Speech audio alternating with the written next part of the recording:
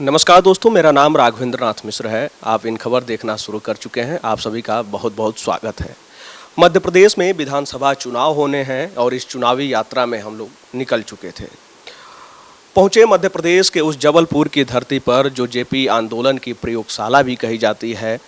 वही जबलपुर जहां की 8 विधानसभा सीटों में से जो है 4 विधानसभा कांग्रेस के झोली में गई थी और 4 विधानसभा बीजेपी की झोली में 2018 में।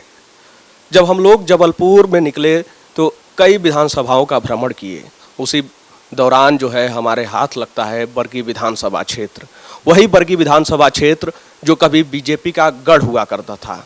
अगर साल 1985 की बात करें तो 1985 के बाद बीजेपी का वहाँ विधायक बना। उसके बाद जो है 1993 तक रहा। 1993 के बाद कांग्रेस एक बार फिर बीजेपी को हराने में वहाँ पे सफल हुई, लेकिन 1998 में वो सीट नहीं बचा पाई। 1998 से लेकर लगातार 4 बार बीजेपी उस सीट से जीतती रही, लेकिन उस किले को भेदने के लिए कांग्रेस ने एक दमदार प्रत्याशी तैयार कर रखा था। वो दमदार प्रत्याशी जो 26 साल की उम्र में विधानसभा में पहुंचता है, वही प्रत्याशी कांग्रेस की तरफ से 2018 में बीजेपी को पटकनी दे देता है। 2018 में चुनाव जीतने वाले संजय यादव जी हमारे साथ हैं, जो इस समय वर्तमान में भी कांग्रेस के प्रत्याशी हैं। संजय जी, बहुत बहुत स्वागत है हमारा। नमस्कार मिश्रा जी।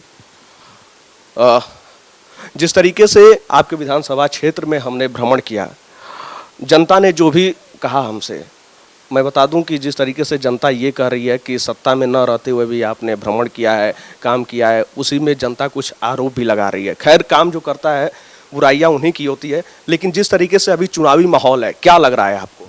देखिए, निश्चित रूप से कांग्रेस के साथ साथ व्यक्तिगत 5 साल चुनाव लड़ा मैं। इस दौरान इन 5 सालों में 2 साल कोविड भी था और जनता को भी मालूम है कि इन 5 सालों में मेरे घर में भी पारिवारिक घटनाएं 4-4 हुई, लेकिन मैंने अपने कर्तव्य के पीछे नहीं मुड़ा। और बरगी विधानसभा एक ऐसी विधानसभा थी, जब मैं यहाँ 2-3 साल पहले घूम रहा था तब मैंने फैसला लिया कि मुझे यहीं से लड़ना चाहिए। गरीब, आदिवासी, मजदूर, पिछड़ा, दलित वर्ग बहुत तादाद में। नर्मदा पास में है, लेकिन पीने का पानी नहीं, बच्चों के स्कूल नहीं, कॉलेज नहीं। 80% आज भी बरगी विधानसभा क्षेत्र में बच्चे शिक्षा से वंचित हैं, जो शिक्षा ग्रहण नहीं कर पाते। वो पिछले 10 साल भय, गुंडागर्दी, भ्रष्टाचार लगातार था। लोग अपनी जनप्रतिनिधि को अपनी बात नहीं कर पाते थे, न जनप्रतिनिधि जनता को पहचानता था। जो पूर्व विधायिका थीं, उनके लड़कों ने जिस तरह से किसानों को लूटा, चना में, मूंग में, मसूर में कमीशनबाजी की, उन लोगों को एक दहशत का वातावरण बनाया रहा। उससे लोग भयभीत और डरे हुए थे। कोई अपनी बात भी नहीं रख सकता रहा। वो विकास तो जीरो। इन 10 सालों में भारतीय जनता पार्टी ने, और 20 साल बरगी और 10 साल यहाँ सहपरा और बेलखेड़ा क्षेत्र, इतना पिछड़ा हुआ क्षेत्र था कि सिर्फ भ्रष्टाचार, गुंडागर्दी के अलावा कुछ नहीं था। और मैंने संकल्प लिया था कि भयमुक्त बरगी विधानसभा और विकासशील बरगी विधानसभा बनाना है। 1 साल के कांग्रेस शासन में हमने इतनी कार्य लेके आए थे कि जबलपुर की कैबिनेट बैठक हुई थी फरवरी में, उसमें सबसे ज़्यादा स्वीकृति बरगी विधानसभा को मिली थी। 2 कॉलेज मिले, 3 आदिवासी छात्रावास मिले। इसके अलावा स्कूल हमने CM राइज स्कूल लेकर आए, मेट्रो बस चलाने का काम किया। इस तरह से जो सड़कें कुछ थी PWD की, प्रधानमंत्री ग्रामीण सड़कें, और शांति स्थापित की और भ्रष्टाचार को ख़त्म करने का काम किया था। बिल्कुल। जिस तरीके से आपने पूर्व विधायिका का जिक्र भी किया, तो इस बार भी बीजेपी पूर्व विधायिका के ही बेटे नीरज सिंह को जो है अपने प्रत्याशी के रूप में मैदान में उतारी है, तो क्या उसका कोई प्रभाव पड़ेगा? देखिए, जनता चुनाव लड़ रही बरगी विधानसभा, क्योंकि एक परिवार का विगत 25 साल से जनता गुलाम नहीं है किसी की। क्योंकि जनता ये जानती है कि रानी की पेट से राजा जन्म लेता है, और संजय भैया जैसे लोग लोकतंत्र के लोग हैं, जो लोकतंत्र से आए हैं, जो ज़मीन से आए हैं, तो निश्चित रूप से इनके घर में, परिवार में जिला पंचायत अध्यक्ष, जिला पंचायत सदस्य, जनपद अध्यक्ष, जनपद सदस्य, मंडी अध्यक्ष, सारे पद एक परिवार में। और हम लोग जात ना पात विकास की बात करते हैं। वो जब चुनाव आते हैं तो समाज की बात करते हैं कि हम इस समाज के हैं, इस समाज के वोटर ज़्यादा हैं, इसलिए हमें विधायक बनाओ। वो समाज के दूसरे भी तो हैं। वो भारतीय जनता पार्टी के जो लोगों ने, कार्यकर्ताओं ने इतने सालों से मेहनत कर रहे, बेचारे 20-25 सालों से लगातार लगे हैं कि उनका नंबर आएगा। एक पीढ़ी तो गुजर गई, अब दूसरी पीढ़ी जब तैयार हुई, जो मेहनत कर रहे थे कार्यकर्ता भाजपा के, बड़ी मजबूती के साथ काम कर रहे थे, फिर वही पूर्व विधायक का बच्चा परिवारवाद। तो इसमें भाजपा का वो कार्यकर्ता भी बड़ा अपने आप को अपमानित महसूस कर रहा कि उसका क्या होगा अगर ये जीत गया। वो तो जीतेगा है नहीं, ये तो सबको मालूम है। फिर 25 साल खत्म हो जाएंगे तो 2 पीढ़ी खत्म हो जाएंगी एक परिवार के कारण। फिर इसका बच्चा आ जाएगा, क्योंकि वो उस परिवार को छोड़ने की आदत नहीं। परिवारवाद का ये बीजेपी आरोप लगाती है, लेकिन लगातार परिवारवाद ही चल रहा है। देखिए, मैं तो माननीय नरेंद्र मोदी जी, प्रधानमंत्री जी, उन्होंने लाल किले से भाषण दिया था 15 अगस्त को कि हम परिवारवाद और भ्रष्टाचार मुक्त, भ्रष्टाचारियों से लड़िए। तो जो लोग अंधे भक्त हैं वो मोदी की अगर बात मानते हैं तो वर्गीय विधानसभा में भ्रष्टाचार और परिवारवाद दोनों हैं, तो वो भी लड़ने का काम करेंगे।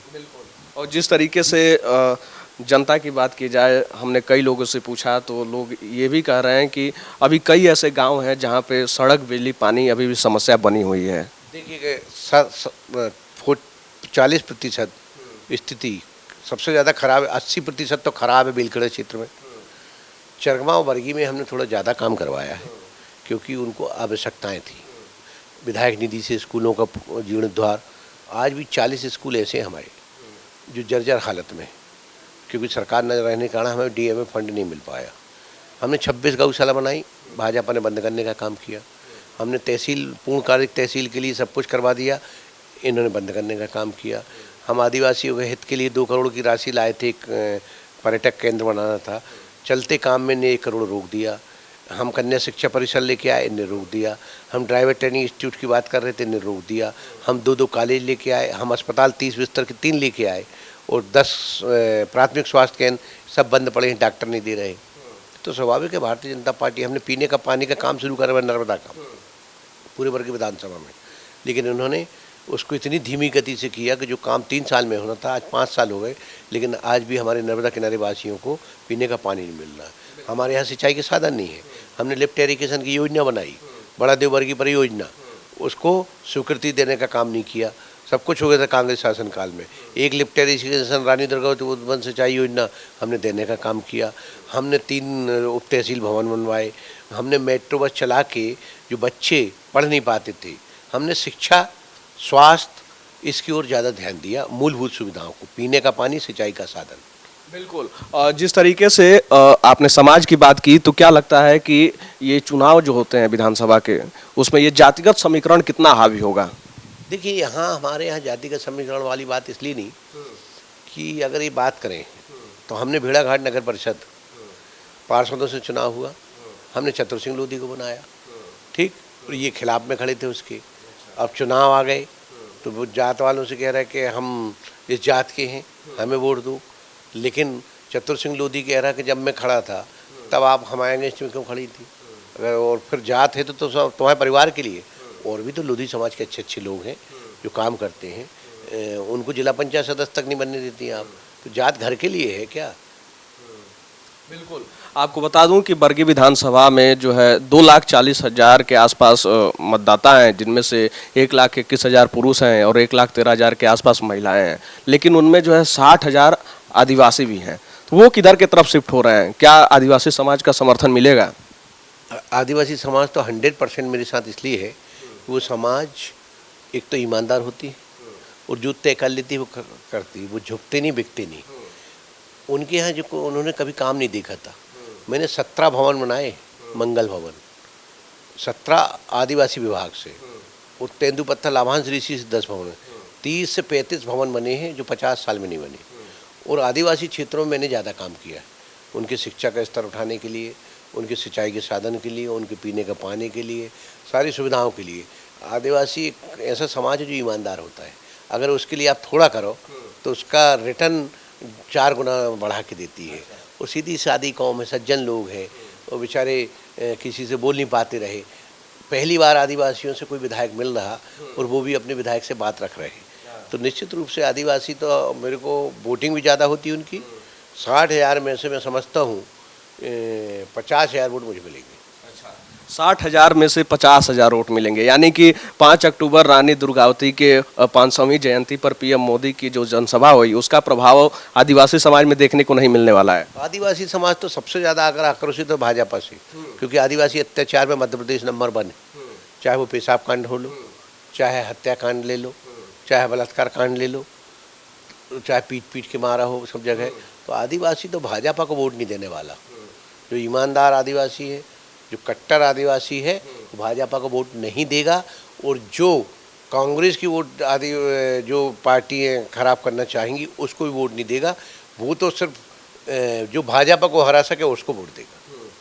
तो जिस तरीके से 2008 में जो है प्रतिभा सिंह जब जीती तो लगभग 17,600 का मत अंतर था, फिर 2013 में 6,000 हो गया, लेकिन 2018 में फिर आपने उनको उसी हिसाब से पटकनी दे दी 17,600, लगभग 18,000 के आसपास के मत से। इस बार क्या आंकड़ा रहने वाला है अगर आप जीतते हैं तो?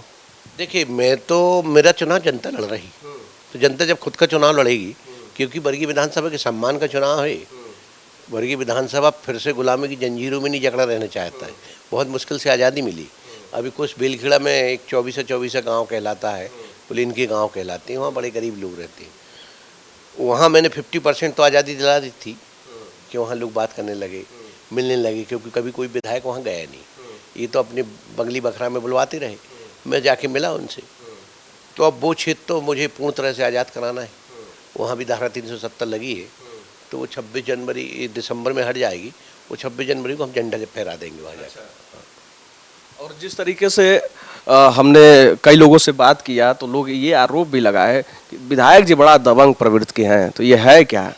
देखिए, आपके यूपी में भाषा दबंग मतलब गुंडा कहलाता है, लेकिन हमारे यहाँ दबंग मतलब काम करा सकता है अधिकारियों से, और गलत लोग भ्रष्टाचारियों से लड़ सकता है। उसने कभी संरक्षण नहीं दिया सटोरियों को, शराब बिकवाने वालों को, क्योंकि हमारे यहाँ शराब बहुत बड़ी समस्या है। गांव-गांव सत्ता के संरक्षण में शराब बिकती है, उससे महिला बहुत पीड़ित है।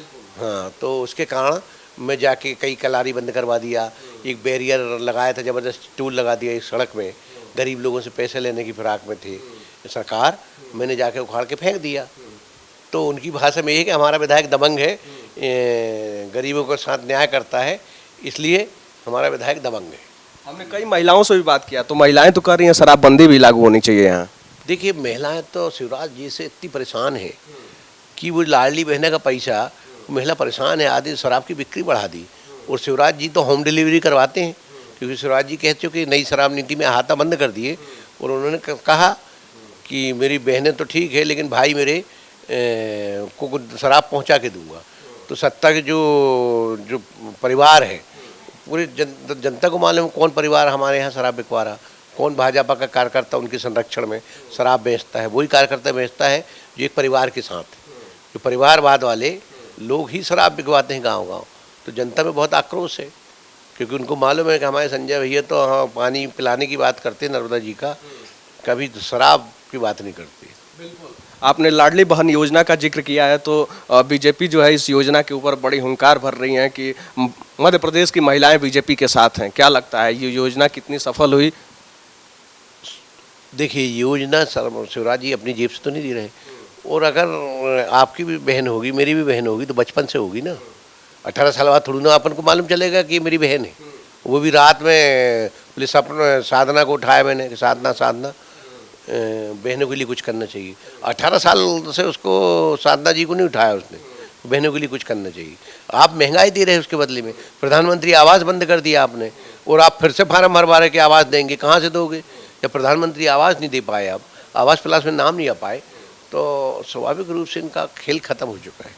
बहुत जनता को गुमराह भ्रमित नहीं किया जा सकता। इस योजना का लाभ नहीं मिलने वाला है बीजेपी को? नहीं, स्वाभाविक नहीं, क्योंकि जब हमने 1500 के फॉर्म भरवाए, 500 में सिलेंडर, 100 रुपये यूनिट बिजली फ्री, 200 यूनिट तक 100 रुपये, तो इन योजनाओं को जब हमने फॉर्म भरवाए तब शिवराज जी ने छटपटाहट में वो कर दी। तो सबको मालूम है कि कांग्रेस ने जब नारी सम्मान योजना के फॉर्म भरवाए, इसलिए डर के कारण दे रहा।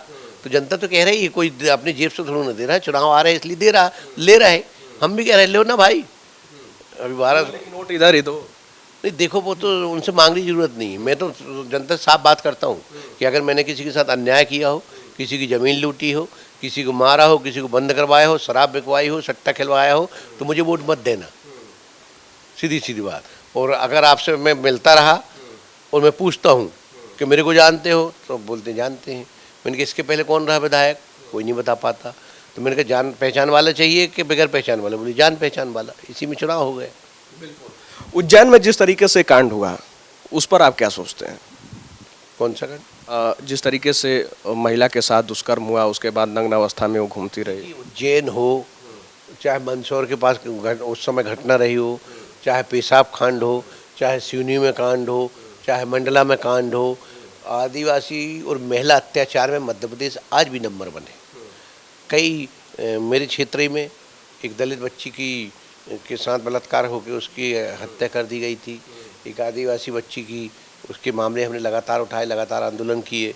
लेकिन क्या है कि भारतीय जनता पार्टी के संरक्षण में महिला अत्याचार में नंबर 1 मध्य प्रदेश।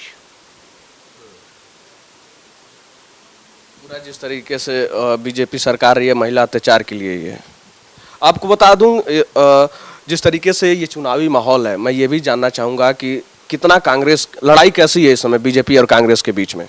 देखो, चुनाव तो कोई भी आसान नहीं लेने चाहिए, लेकिन भाजपा का कार्यकर्ता अपने आप को अपमानित महसूस कर रहा है कि 20 साल से सरकार है, लेकिन वो जनहित के कोई काम नहीं करा पाया क्योंकि कोई सुनवाई करने वाला था नहीं।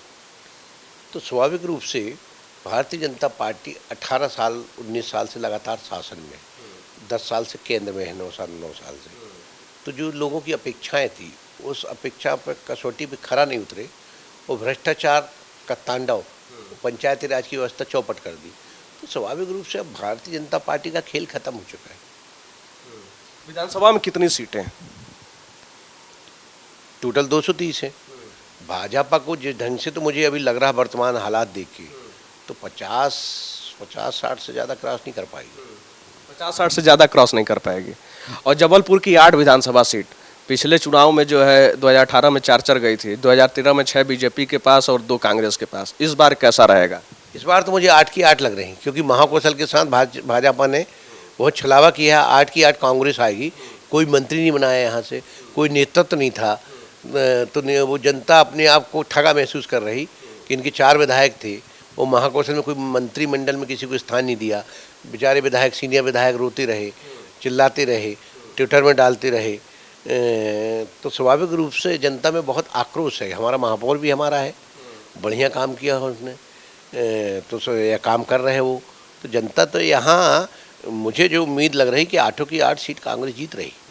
महाकौशल का जिक्र किए हैं तो 38 में से पिछली बार आप लोग 24 ले गए, 13 बीजेपी खाते में, 1 निर्दलीय, और ठीक इसका उल्टा हुआ था 2013 वाले में। इस बार क्या रहेगा महाकौशल? महाकौशल में 30 से 32 सीट आएंगी, क्योंकि 30 से 32 इसलिए आएंगी कि 5-6 धोखे धड़ाके जीत जाए। उसका कारण है कि कमलनाथ जी मुख्यमंत्री महाकौशल से, विधानसभा अध्यक्ष महाकौशल से, विधानसभा उपाध्यक्ष महाकौशल से, महाकौशल की जबलपुर में कैबिनेट मीटिंग होती है, कैबिनेट मंत्री महाकौशल से। तो महाकौशल के लिए जितना कांग्रेस ने किया, ये 18 साल में नहीं कर पाए, तो महाकौशल की जनता इनको बहुत बुरी स्थिति में करेगी। चलिए, तो देखिए, विधायक जी का तो ये कहना है कि 8 की 8 विधानसभा जबलपुर की जो है वो कांग्रेस की झोली में जाएगी, और वहीं महाकौशल की बात की जाए तो 38 में से 30 से 32 सीटें जो हैं कांग्रेस की झोली में जाएंगी। खैर, ये तो वक्त ही बताएगा, लेकिन जिस तरीके से बरगी विधानसभा सीट से वर्तमान विधायक संजय यादव जी हमारे साथ थे, अभी फिलहाल आगामी चुनाव के लिए कांग्रेस से प्रत्याशी भी हैं। अब देखना होगा कि इनके दावे कितने सही साबित होते हैं, ये तो वक्त ही बताएगा जब चुनाव होगा और जब परिणाम आएगा। फिलहाल इस जानकारी में इतना ही, और मध्य प्रदेश और देश दुनिया से जुड़े तमाम खबरों को देखने के लिए आप सब जुड़े रहें इन खबर के साथ। धन्यवाद।